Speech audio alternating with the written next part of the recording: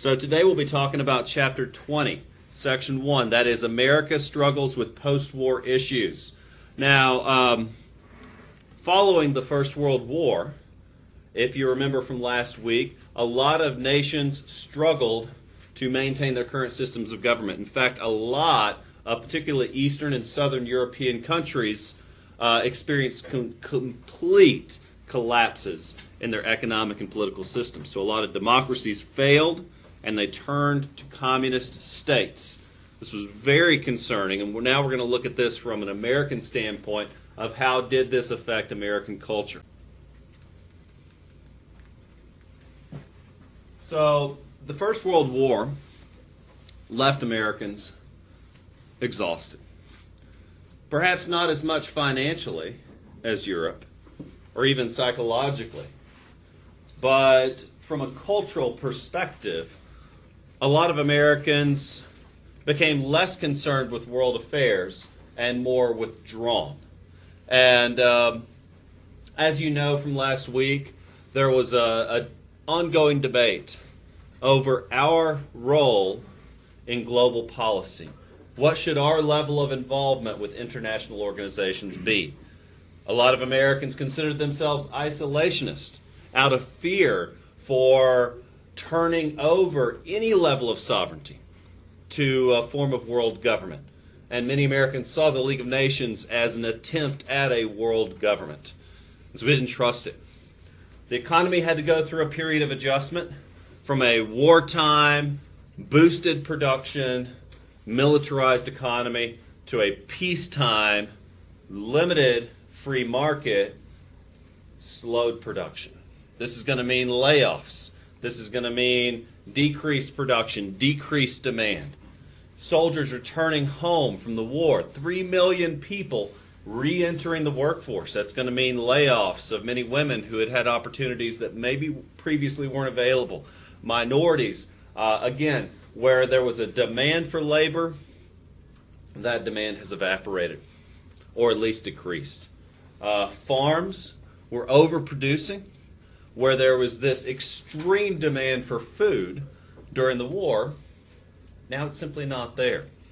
This is unfortunately going to be one of these underlying causes of the Great Depression in attempting to ramp down production. Now, in a controlled communist economy, this is simple. The government simply says, you factory must produce less now.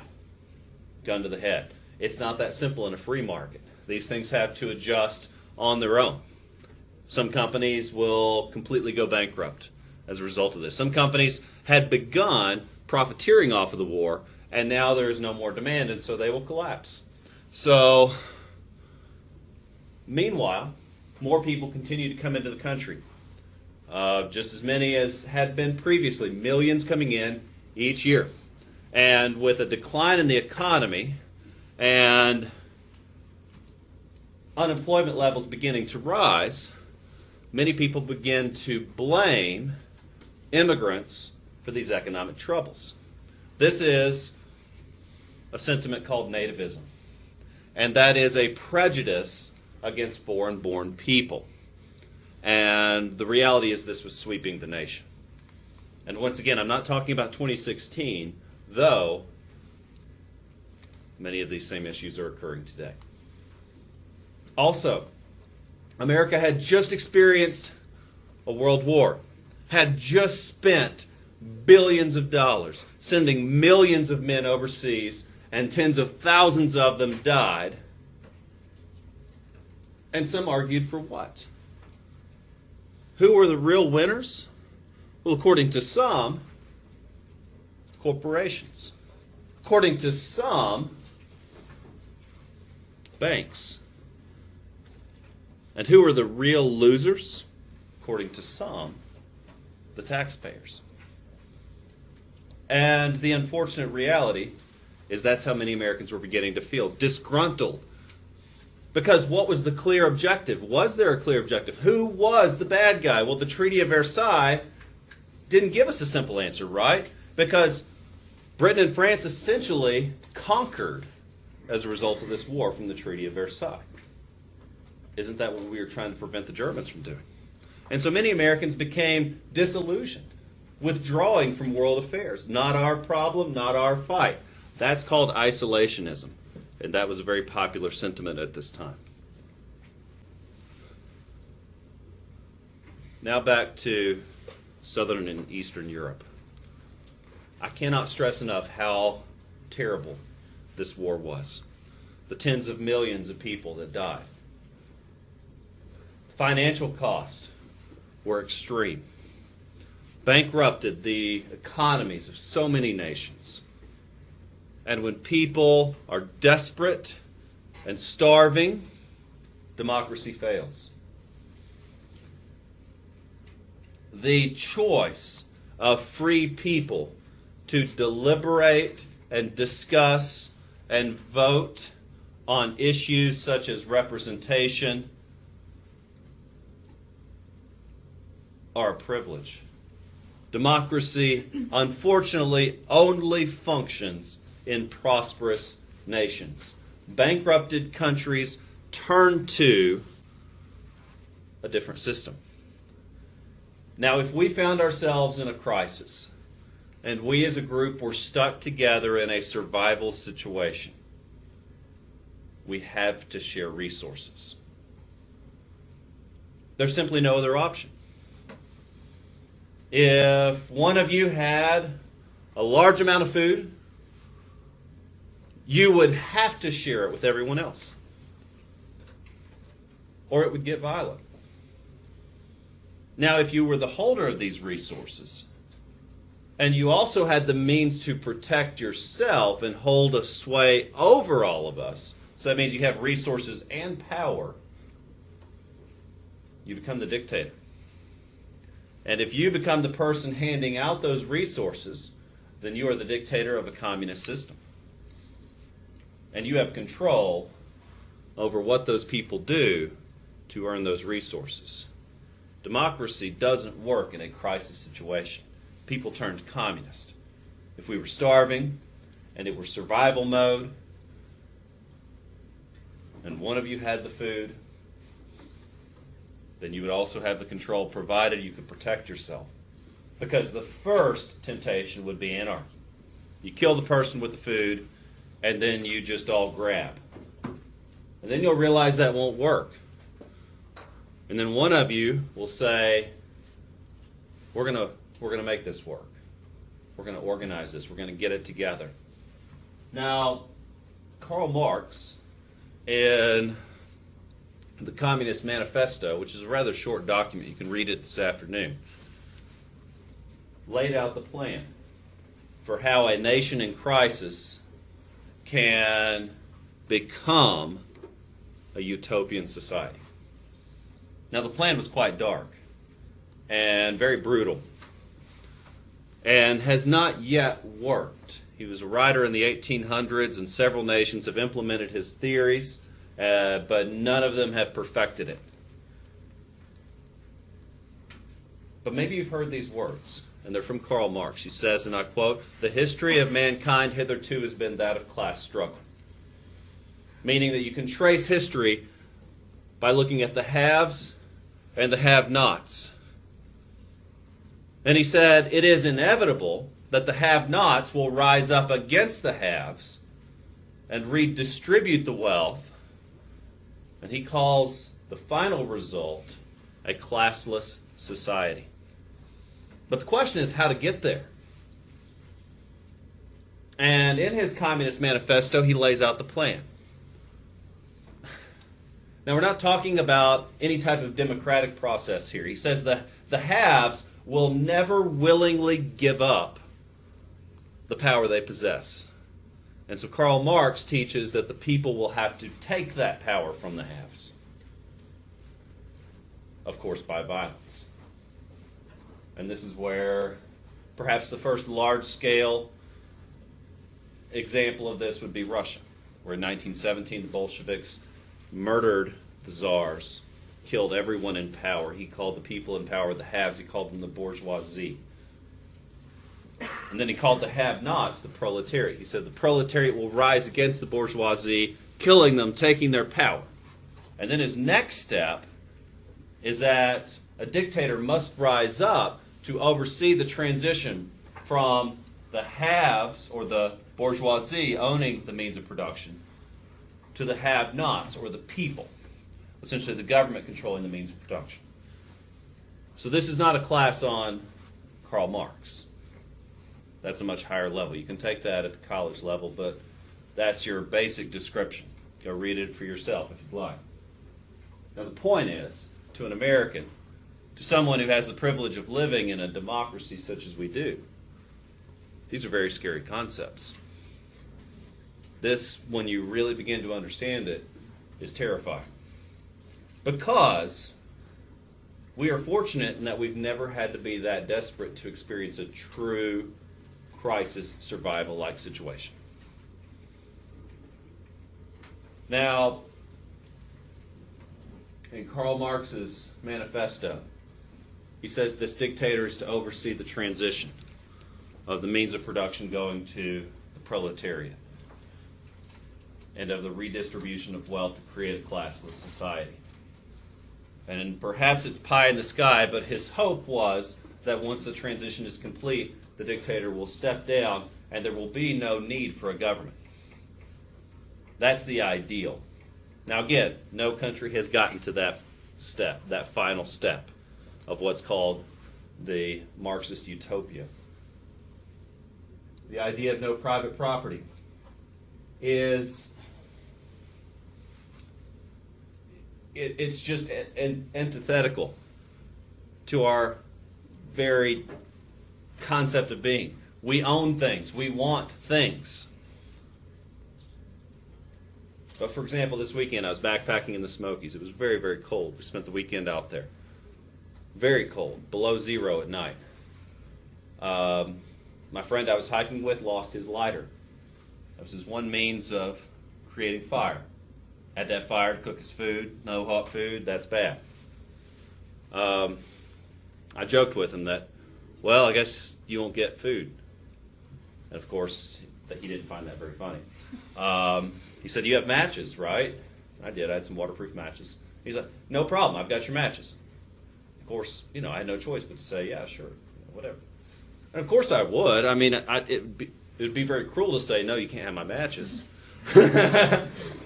And fortunately, I had enough for the both of us. But it was assumed, and it should be among friends, assumed that we would share resources. We even got to a point where I didn't have enough water. We were hiking yesterday. We covered 13 miles. We did the first 4 without water because it was too cold. It was below zero. To get water, we're talking, pretty extreme circumstances. And so at one point I didn't have enough water. I was very thirsty. If you've ever experienced dehydration, true dehydration, your mouth gets dry. You get irritable. You begin to get a headache. And I was experiencing those symptoms. And I'm too proud to ask for water because I didn't have my own. I was going to wait until I found a spring and whatever. But again, voluntarily, he gave me some water. Mine was frozen. He gave me some of his. Now, these are expectations among friends, that you share limited resources. But what communism expects is that we have that same altruistic spirit for the larger community. I'll give you another example. We pulled into a shelter on Saturday night. The Smokies have these shelters that are built. And we walked in, and there was another group there. And the man there, one of them didn't have enough fuel for his stove. They were staying out another night and said, and he went around asking, does anybody have extra fuel? Well, the type of fuel I had wasn't compatible with the stove, so I couldn't help. And so really I just kept my mouth shut. Someone volunteered to provide fuel for a perfect stranger. Now again, that would be that altruistic spirit that communism relies on.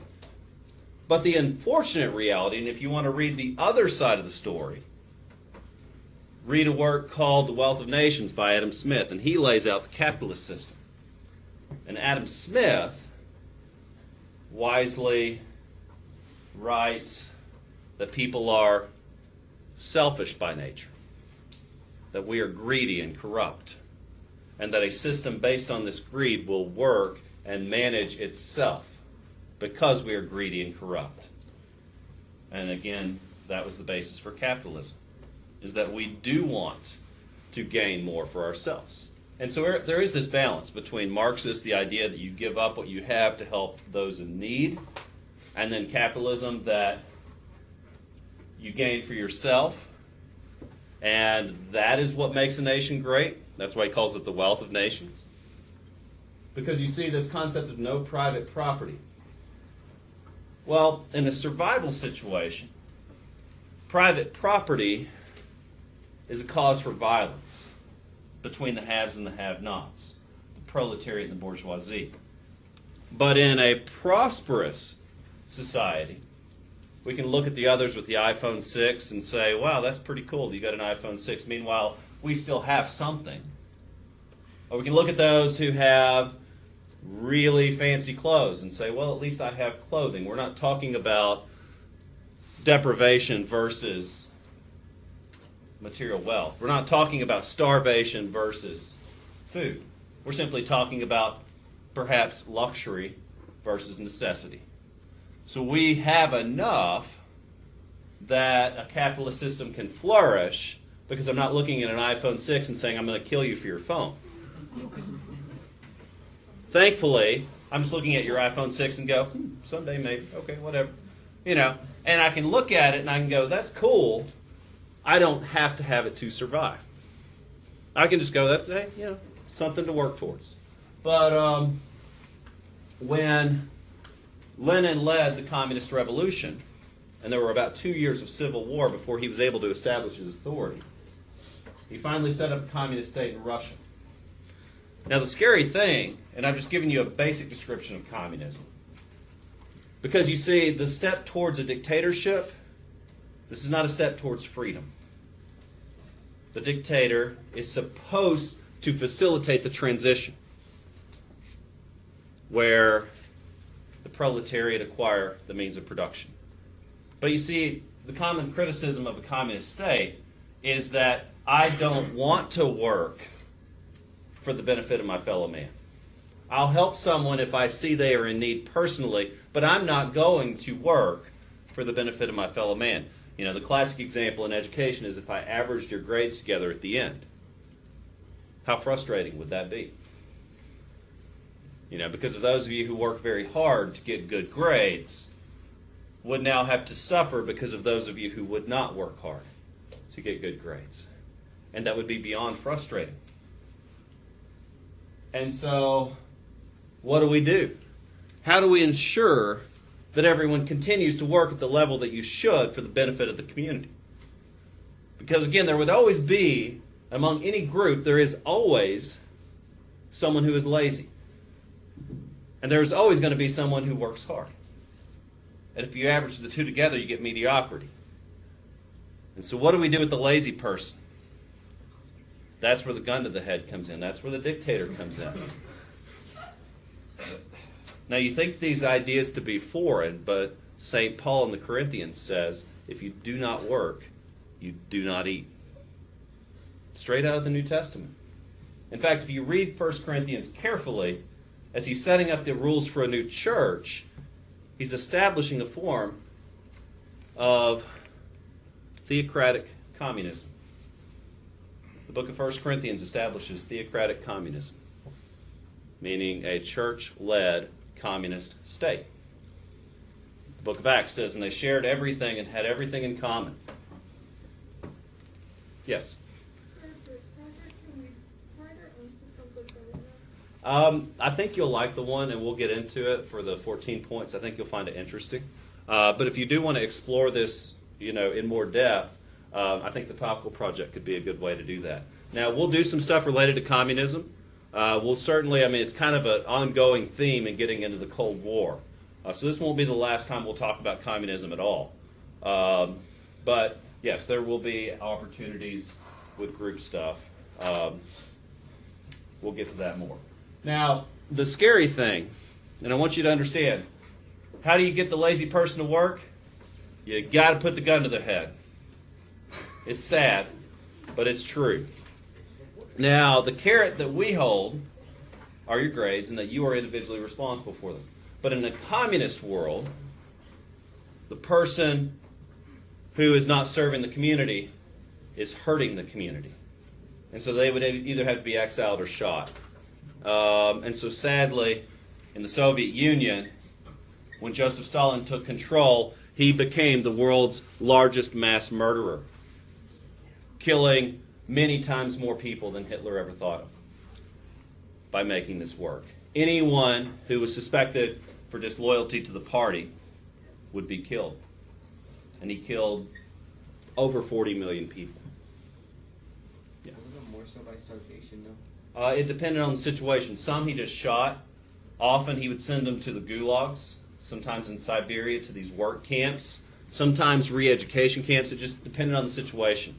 But these places he would send them to were terrible places where they often died. Yes? Where is Siberia? Siberia is in the northern part of Russia. It's an Arctic climate. So being sentenced to Siberia is basically like getting invited to go on this backpacking trip I went on. So it's rough stuff. Is it a country or like a type of like It's a part of Russia. It's the northern part of Russia. It's called the frozen tundra.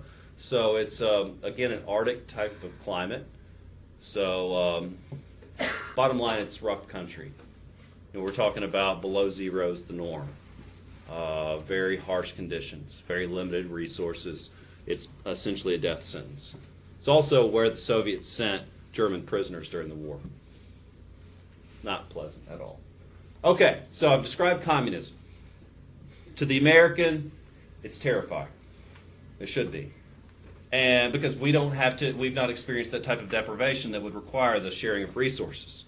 And so when we hear that, yes, there is an American Communist Party, and that one of the largest labor unions of the time, the Industrial Workers of the World, declared themselves as communist after the First World War, and then as Americans in 1920, bombs were discovered in government offices,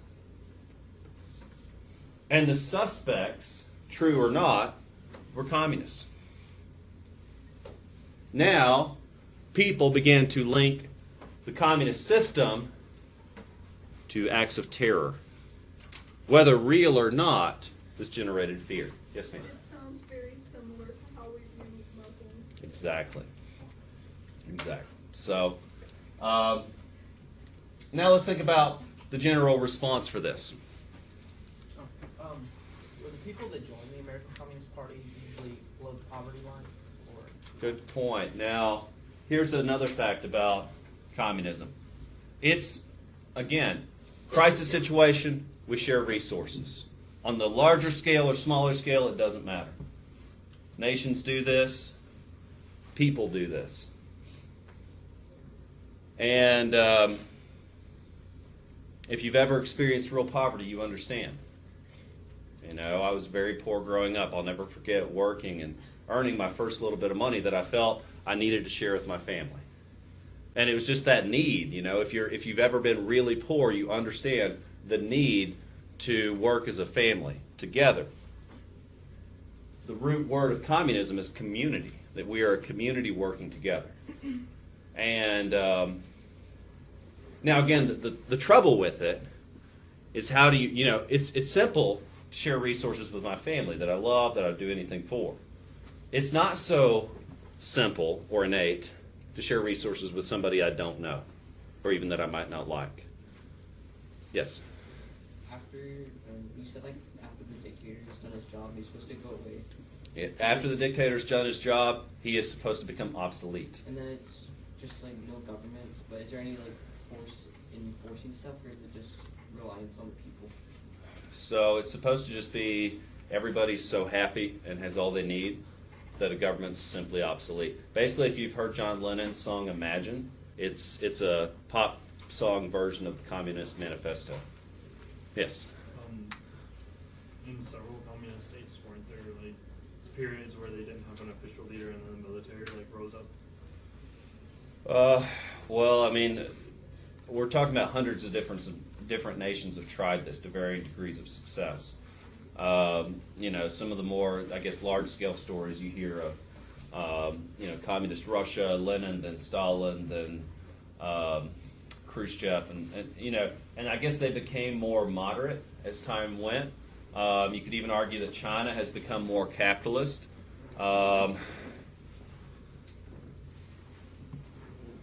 we don't see in communist nations are democratic processes. I guess that's the biggest thing, is you won't see the vote in a communist nation. Or if you do, it's a sham, more often than not. Yes, ma'am. So communist nations don't, or the communist idea, not even the nations, don't make room for like mentally ill people, like psychopaths who go out and murder people. Because if there's no dictator, no one in charge making the calls, or no form of government, there's no way to punish. Well, the idea is that the community would be self-regulating. Yeah, so it's supposed to be a utopia. But then there are people whose like brains don't work. Right. So supposedly in the utopia, it would be a self-managing company. There are worker-owned companies in the United States. New Belgium Beer, they're setting up in Asheville. They are a worker-owned company, meaning that if you work there, you become a shareholder of the company. I guess Marx's dream was that all companies would be that way. Now, again, no one's ever gotten that far, but yes, sir. So, if China's like one of the biggest economic powers in the world, then how does their system like split up the, I guess, income from? Well, China's complicated. They started out as purely Marxist, but they very much moved in the direction of capitalism. They still maintain the single-party government. They still restrict the civil liberties of their people. They are not a free country by any means, although the free market has been allowed some sway. That's a complex one, though, because they still maintain a lot of control over their monetary system. And this has gotten them into trouble with us quite often. They try to manipulate their currency. Only a controlled economy can do those sort of things. Yes, ma'am. Yeah.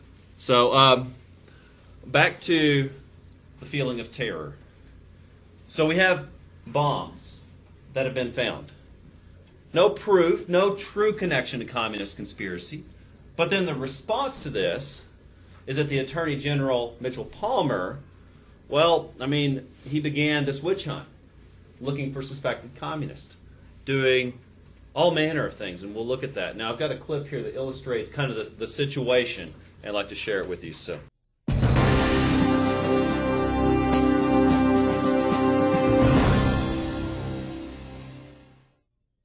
Despite the economic boom times, the Roaring '20s was a period of great tension between Americans. Social, racial, and moral beliefs were constantly being challenged. A fear of communism, socialism, and anarchy, fueled by a distrust of any foreigner, led to one of the most notorious convictions and executions in American history. Two Italian immigrants, shoemaker Nicola Sacco and fishmonger Bartolomeo Vanzetti, were accused of robbing and killing a factory paymaster and a guard. Sacco and Vanzetti admitted to being anarchists, people who want to abolish all forms of government, and to being draft dodgers during World War I. However, both maintained they had not committed the crime. On the basis of circumstantial evidence, Sacco and Vanzetti were convicted and executed. Their guilt or innocence is still debated today. Guilty or not, the case personified the fear Americans had of immigrants. Some paranoid citizens felt immigrants took jobs rightfully belonging to American citizens. Others felt too many immigrants were political radicals. Between 1919 and 1921, the yearly number of new immigrants had shot up from 141,000 to 805,000. And Congress bowed to the pressure of Americans with nativist attitudes by passing a new law limiting immigration into the U.S. Additional restrictions were imposed 3 years later when the National Origins Act of 1924 further limited immigration. The acts discriminated against people from Eastern and Southern Europe, mostly Roman Catholics and Jews, and excluded the immigration of Japanese citizens altogether. The laws did not apply to immigrants from the Western Hemisphere, however, and approximately 1 million Canadians and 500,000 Mexicans crossed the borders into the U.S. The increasing popularity of nativism also stirred the resurgence of the Ku Klux Klan, whose members had tormented and killed many African Americans in the South after the Civil War. The new Klan extended their bigotry to anyone not American, not Protestant, not white, while attempting to stamp out unions and saloons. By 1924, it boasted a membership of more than 4 million members. The imperial wizard of the KKK summed up the Klan's doctrine succinctly in his 1926 booklet, The Klan's Fight for Americanism, when he revealed the Klan's slogan, Native, White, Protestant, Supremacy. Although the KKK dominated certain state politics at times during the Roaring Twenties, its popularity waned after Indiana Klan chieftain D.C. Steve Stevenson was indicted and jailed for a brutal assault on a female assistant. The resulting scandal and his conviction for second-degree murder signaled the decline of the Klan's political influence, and by the end of the decade, membership had dwindled to only 50,000. While the hateful Ku Klux Klan was growing in popularity, a peaceful separatist movement was gaining a large group of followers, Garveyism. Marcus Garvey, a Jamaican, founded the Universal Negro Improvement Association in 1914. He moved his organization to New York, and by the mid-1920s, there were more than 500,000 members. The association held two central beliefs. The first was that blacks should return to Africa and build a homeland of their own. Garvey had even designed a uniform for himself as the Provisional President of Africa. Second, Garvey insisted his followers should not envy or imitate whites or seek integration. Black is beautiful, he declared, and you are better than white people. Garvey started a successful newspaper and a steamship company to help raise funds for the cause. But the steamship company, the Black Star, failed. He was convicted of mail fraud and sent to prison. Only a handful of his followers actually returned to Africa, but Marcus Garvey's fundamental belief in the dignity and pride deserved by all African Americans certainly lives on. Now, how do anarchists work? Because I have my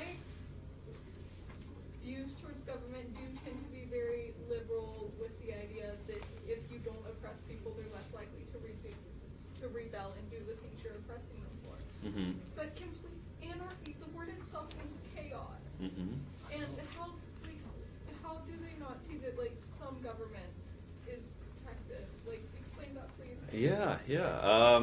I mean, the only examples of anarchy I've seen are, from ancient readings, or you just don't find it anywhere for a very long period of time.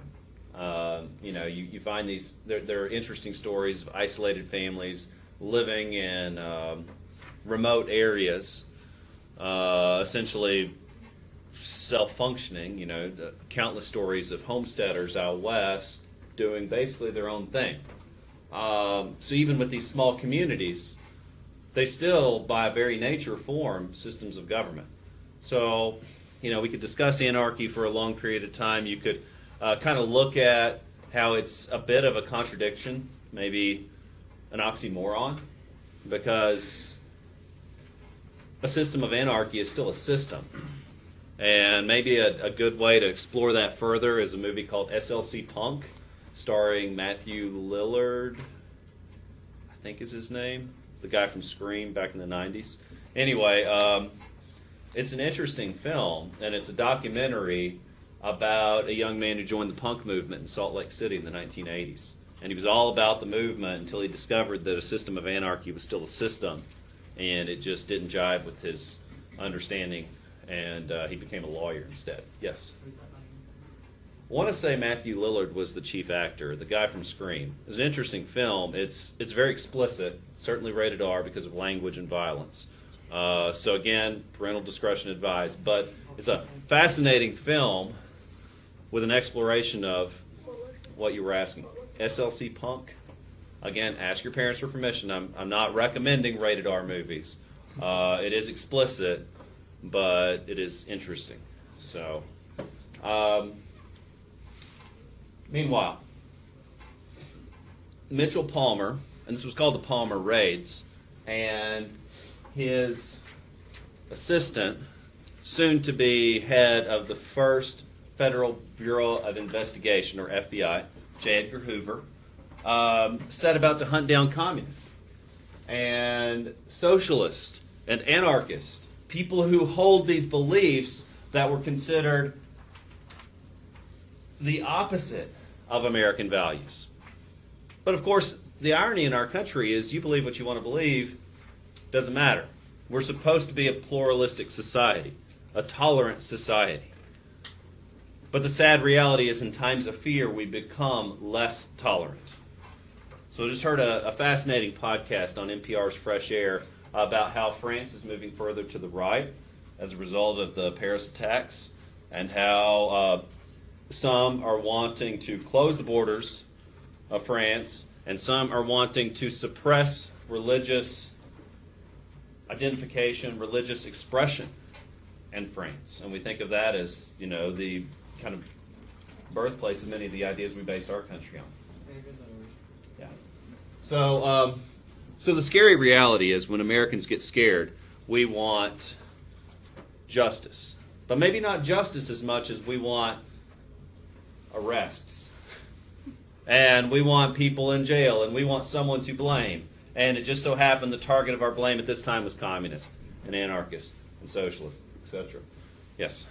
I don't know, I was bringing up an interesting point that, at this point, we've gotten so used to other, I guess a bunch of different kinds of people being in our country that while there are groups of people that are afraid of certain groups of people, I hear more about people being afraid of the police than being afraid of actual races or ethnic groups nowadays. So, you could even talk about, the police versus the people as a form of class struggle, or, I don't know, I hear that too. I don't know how to relate that to this lesson in particular, like perhaps the Black Lives Matter movement and the police. But an interesting thought there with today's world is that, so many of us have smartphones and are documenting everything in the world. I think that's had an interesting effect on our society, especially in regards to crime and punishment. Now, I want to point out that these raids generally failed to find evidence of a conspiracy. No, the communists were not trying to take over our country. The workers of the world, the U.S. Communist Party had about 200,000 members, which is significant, but there were no plans for a violent insurrection. Certainly not during this time. However, one thing that did happen were scapegoats. It's unfortunate that when people become afraid, we want someone to blame it on. In the case of the burning of Rome, the ancient story is that it was blamed on the Jews. And it led to widespread anti-Semitism. Of course, Hitler blamed the depression in Germany following the First World War on the Jews. So many of our economic problems today are just blamed on groups of people that have no real power over these problems. And that, of course, is unfortunate. And the Red Scare just fed on this fear of foreigners and ruined people's reputations.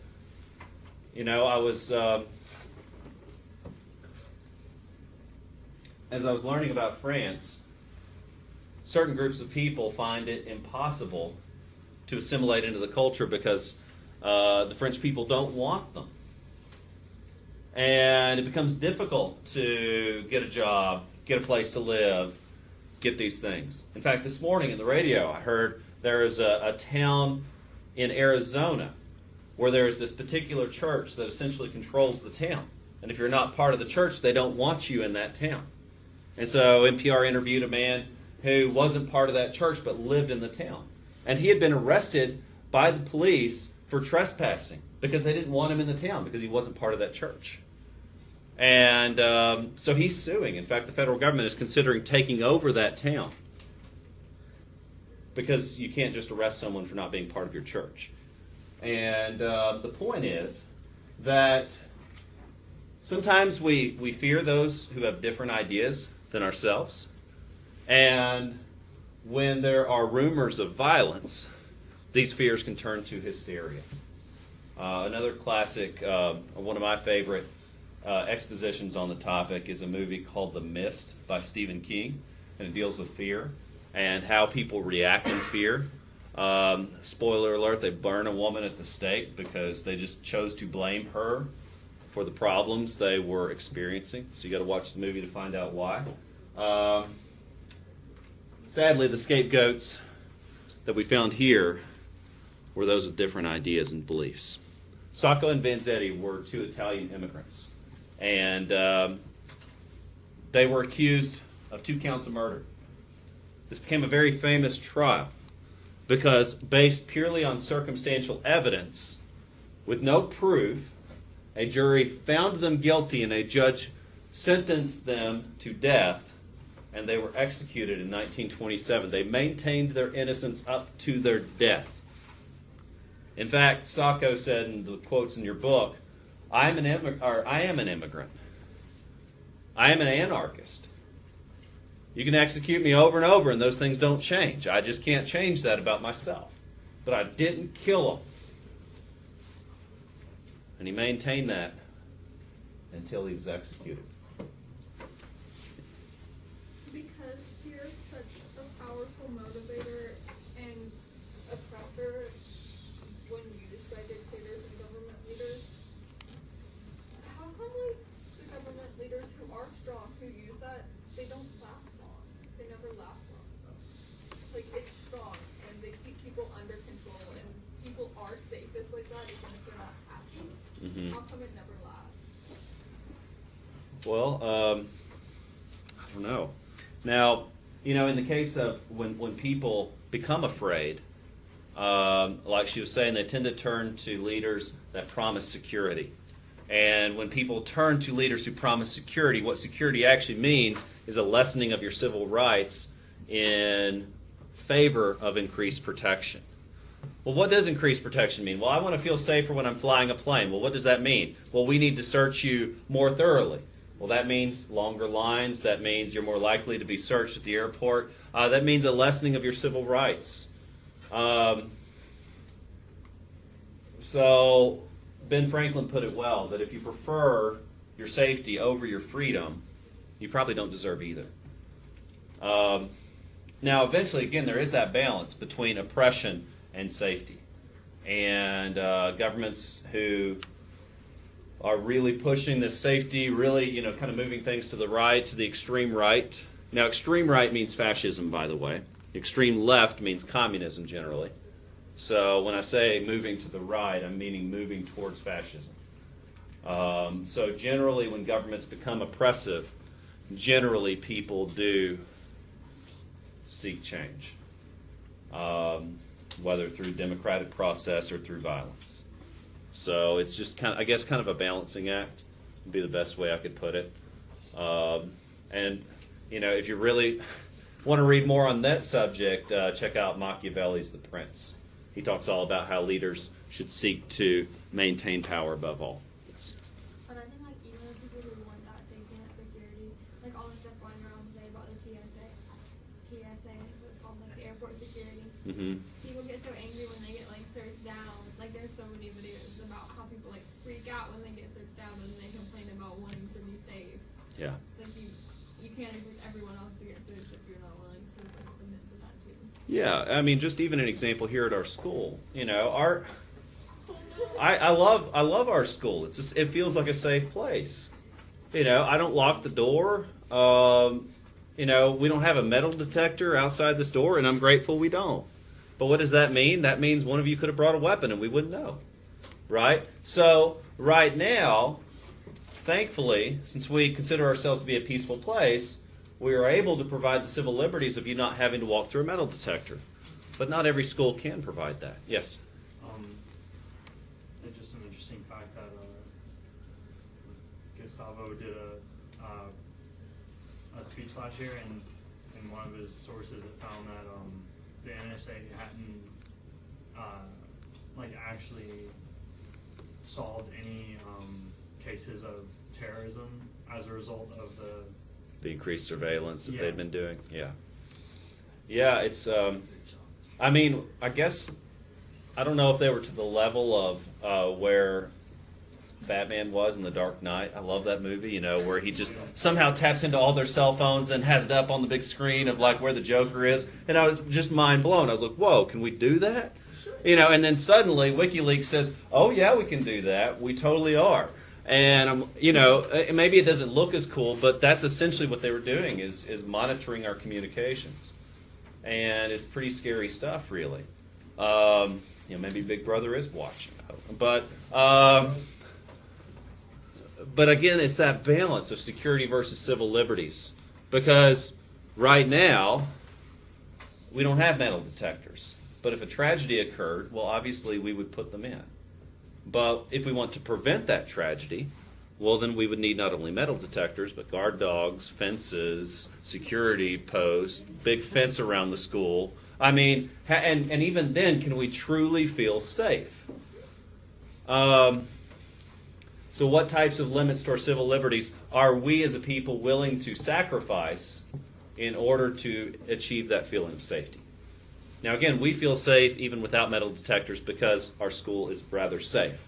However, if our school became unsafe, what level would we go to? In reality, if our school felt unsafe, then I would begin looking for other places to work. You know, and that happens too. Is that sometimes people simply leave, and there is a mass exodus from France going on. Many people are leaving. Yes, ma'am. So, anti-immigrant attitudes. Nativism is the fear and distrust of immigrants. Immigrants are a common scapegoat for a nation's problems. Sad but true. And the post-World War I economy experienced a lessened need for unskilled labor, meaning layoffs. And immigrants as a people group typically come here needing work. Most immigrants don't come here with a lot of money, so they have to work. And so the common complaint is them immigrants taking our jobs. You know, I've heard it. And it may not be true, but it is a real feeling that some hold, and that feeling is nativism. And so people begin to say things that aren't even rational or reasonable, like putting up a wall. Yeah. So some even begin to claim that immigrants are dangerous, or anarchist, or communist. Right?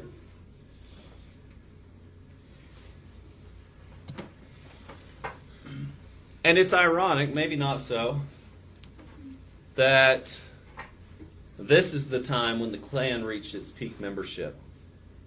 Not even during Reconstruction. But so many people united in their hatred of blacks, of Catholics, of Jews, of immigrants, of unions, of saloons or drinking, that the Klan reached 4.5 million members in 1924. Yes, ma'am. I know it wasn't as common as a subject as it is today, but it took place in Nazi Germany as well. So I'm wondering how, the Klan viewed gays. I assume they were not tolerant at all. Because, I don't know specifically, but I would Nazi assume. Germany, they were put into camps just the same. Yeah. Today they are. They are against homosexuality? Yeah. So, Come on, Monica are conservative. now, Like, how did you know this? We did the top one, and there's a page list of things they're against. yeah. Now, That's like my name. well, first off, in 1924, homosexuality was considered a mental illness. And it was not removed from the list of mental illnesses until the 1970s or 80s. So it was considered a mental illness until quite recently. And so you wouldn't find many people tolerant of homosexuality, period, at this time. So certainly the Klan would have been against it as well. Yes, ma'am? Just a fun fact about homosexuality. And at Valley Forge, we had a general who they almost didn't let train the people because he was homosexual. Wow. But Washington actually stood up for him and said that he needed help. Yeah. Yeah, and I mean, you can still find quite a few examples of intolerance and hatred and bigotry today. Oh, it's interesting because then the same guy had multiple affairs with young soldier boys, and it was horrible. But he also helps them win, so. Yes. He also helps what? He helped them win. He was Oh. an important figure, but Interesting. yeah. So like Washington defended him, but then he like slept with a bunch of people in the theory. Oh, wow. Okay. Okay. Now, the point is that what we're seeing here is fear-mongering. It's people preying on the fears of others to seek power for themselves. And perhaps this hatred was so severe it was to the point where the Klan controlled state politics, where they could manipulate elections. Governors were Klan members. Congressmen were Klan members. And if you believe Anonymous, some say it's still true today. If you are reading the Anonymous, the hacker people. Yeah, anyway, they claim that the same is still true. I don't know to what extent, or even if I believe them, but they are claiming that to a small degree, bigotry still prevails. And what we're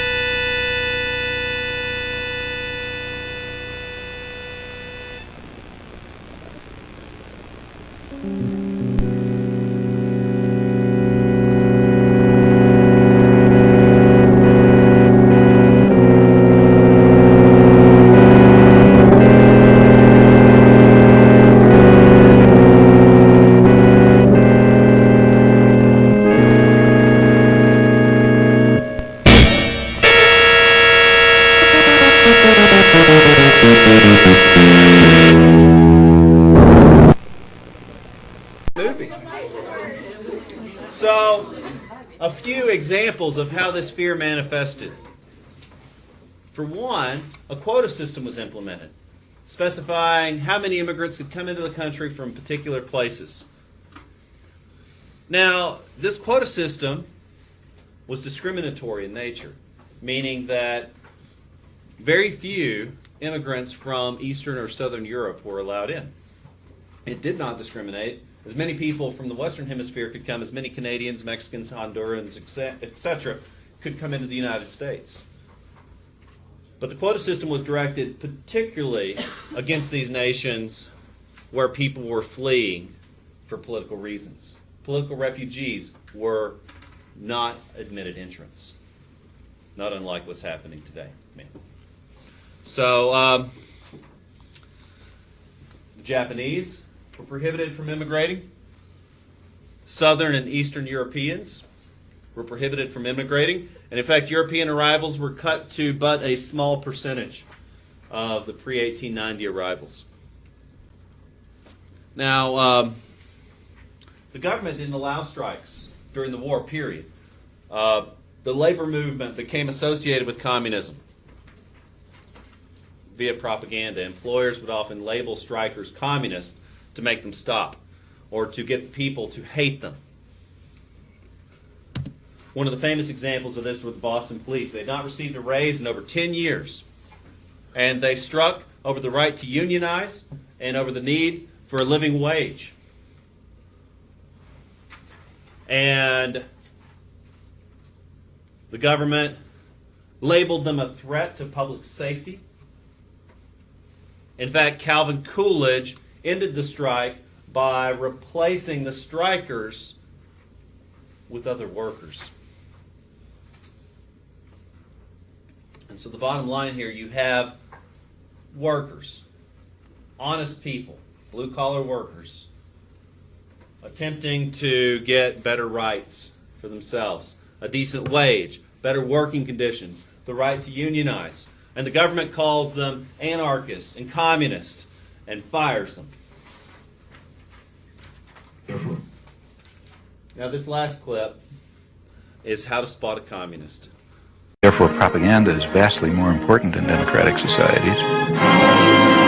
In recognizing a communist, physical appearance counts for nothing. If he openly declares himself to be a communist, we take his word for it. If a person consistently reads and advocates the views expressed in a communist publication, he may be a communist. If a person supports organizations which reflect communist teachings, or organizations labeled communist by the Department of Justice, she may be a communist. If a person defends the activities of communist nations while consistently attacking the domestic and foreign policy of the United States, she may be a communist. If a person does all these things over a period of time, he must be a communist. But there are other communists who don't show their real faces, who work more silently. By the early 19th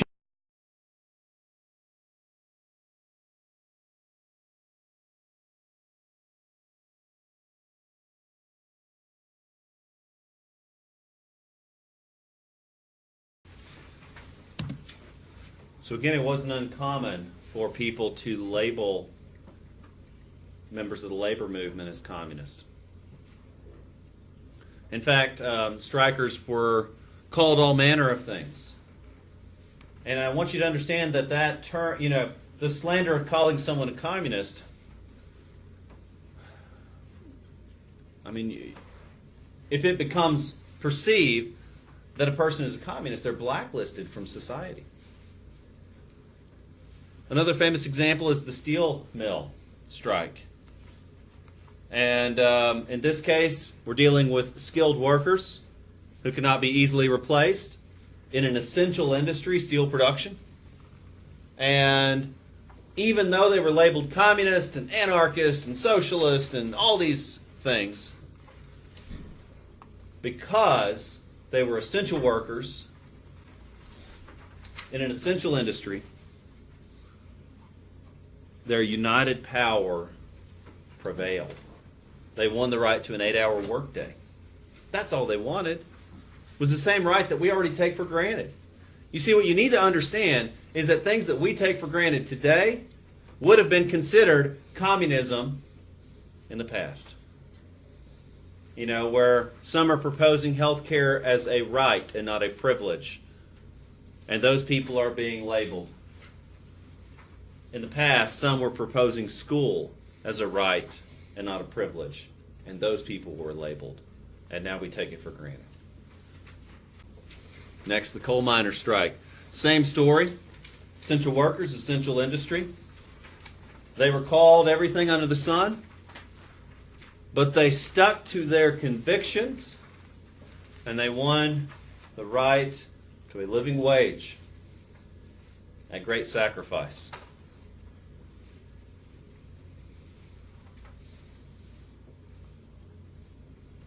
And here we stand again in another election year, in a time where people are pushing for many of the same rights, and guess what? Being labeled and demonized for doing so through the use of propaganda. And I need to move on for time's sake. We're almost done. But what we also need to understand is the labor movement begins to lose its appeal. You see, putting yourself out there to get better rights is also subjecting yourself to ridicule, possible layoffs, possible imprisonment. And this takes a great deal of courage. But the labor movement began to decline because not everybody can afford to make those sacrifices. North Carolina teachers are the lowest paid teachers in the nation, but I can't afford to leave. We own a house. We can't sell it. We wouldn't. We want to stay here. I can't afford to go on strike because I need this job. We'll lose our house if we don't both work. And so we can't afford to be a part of a movement for better wages. And so unfortunately, for that very reason, many people don't get involved.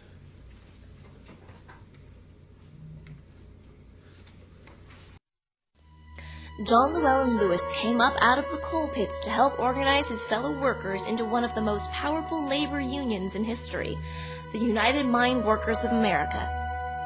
But Lewis's ambitions reached higher than just one union. As he posed with the head of the American Federation of Labor, William Greene, he was already approaching the steel and auto workers to join his union, the Congress of Industrial Organizations. In 1935, he broke away from the American Federation of Labor, the AFL. Here, he passionately encourages workers to join the CIO. That economic freedom in the automobile industry, that industrial democracy in your industrial towns and communities. And that political democracy in those same communities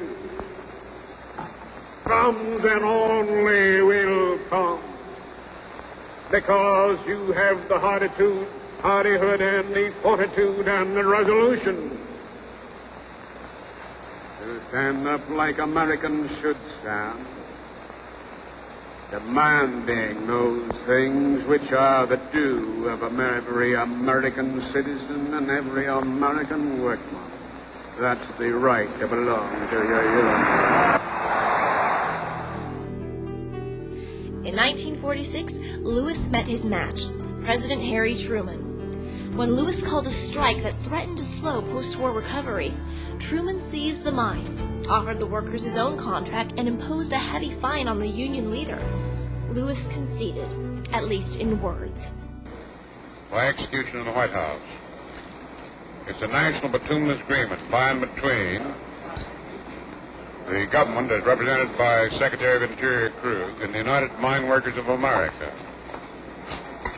It is settled for the period of government operation all the questions at issue. It should be sustained and supported by the entire country, and I'm confident that it will result in the immediate volume production of coal sufficient to fulfill all the requirements of the country. Telegrams are being sent out to the local unions at once, instructing them accordingly. Lewis's devotion to his workers never wavered. He fought for safety reforms in health care. As chairman of the Welfare and Retirement Fund for the United Mine Workers of America, he gained workers' pension benefits that today are taken for granted. The people of America owe a great deal to this crusty, iron-willed reformer.